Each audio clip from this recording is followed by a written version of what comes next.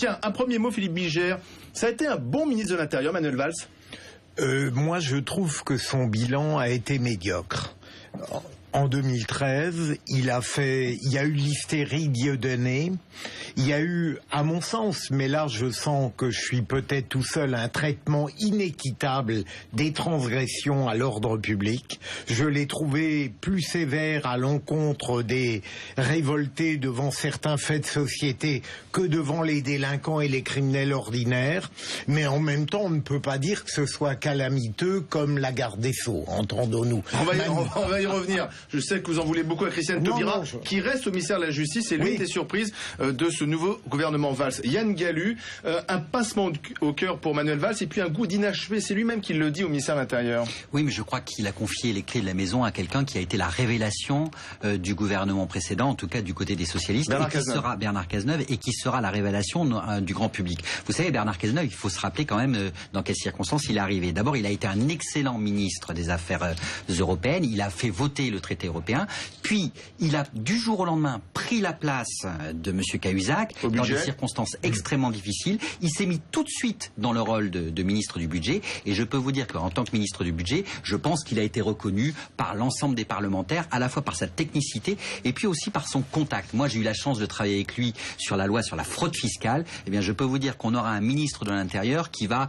relever le défi et qui va être à la hauteur des enjeux. C'est pas facile. Et c'est un poste, vous le savez, vous le comprenez, c'est un poste fondamental dans le dispositif très exposé, Manuel Valls. Est devenu très médiatique depuis d'ailleurs Nicolas Sarkozy, et Manuel Valls a poursuivi cette tradition d'être tout le temps sur le terrain, entouré souvent de caméras. Bernard Cazeneuve, c'est pas la même personnalité, c'est pas le même caractère. Vous allez voir qu'il va se révéler, Bernard Cazeneuve. Il aura sa propre personnalité. C'est quelqu'un de sérieux, c'est quelqu'un de compétent, qui travaille énormément, qui a un excellent contact avec les parlementaires, et je pense que les choses vont extrêmement bien se passer. Claude Goasguen nous a rejoint, le député maire du 16e arrondissement de Paris. Bonsoir Claude Goasguen. Un mot sur Manuel Valls qui quitte l'Intérieur parce qu'il est à Matignon aujourd'hui, et sur l'arrivée de Bernard Cazeneuve. C'était d'ailleurs plutôt une surprise.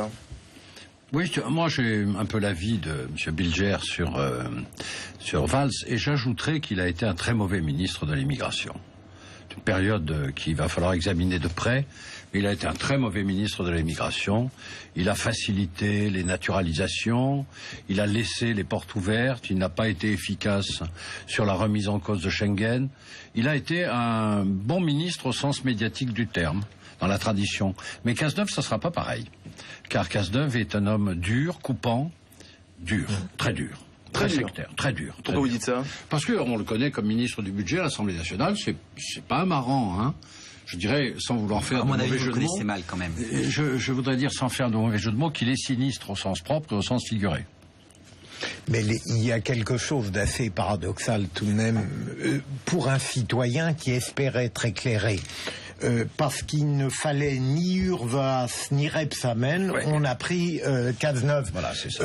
Moi, j'aurais trouvé de l'extérieur, encore une fois, Rebsamen aurait fait un remarquable ministre de l'Intérieur. Donc, il était peut-être trop bon pour le poste. C'est une tradition française, pas seulement à gauche. Alors justement, Thierry Arnaud, il faut revenir un instant sur les coulisses de la formation de ce gouvernement concernant ce poste Place Beauvau, qui est essentiel, bien entendu, dans un gouvernement, le ministre de l'Intérieur. Au départ, ça devait pas être Cazeneuve, mais il y a eu une bataille entre Manuel Valls et François Hollande. Oui, ça s'est terminé par une bataille assez claire, semble-t-il, entre le candidat, en tout cas le proche de François Hollande, qui était François Rebsamen, qui était déjà d'ailleurs le maire de Dijon, pressenti, le sénateur maire de Dijon, patron des sénateurs socialistes ici à Paris, et donc maire de Dijon, effectivement, réélu la semaine dernière.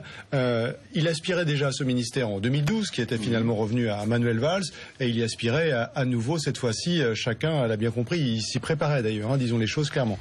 Et puis il y avait le député du Finistère, Jean-Jacques Urvoas, socialiste, très proche de Manuel Valls, sans doute l'un des plus proches parlementaires de l'actuel Premier ministre, également très compétent sur ces dossiers, également qui lui aussi se préparait depuis des années à s'occuper de ce poste. Et comme souvent, hein, c'est souvent le cas dans ces dernières lignes droites des remaniements, il y a des ajustements, et quand il y a un affrontement entre deux hommes, c'est souvent un troisième qui l'emporte. Alors pourquoi Bernard Cazeneuve? Bernard Cazeneuve, il remplit un certain nombre de cases.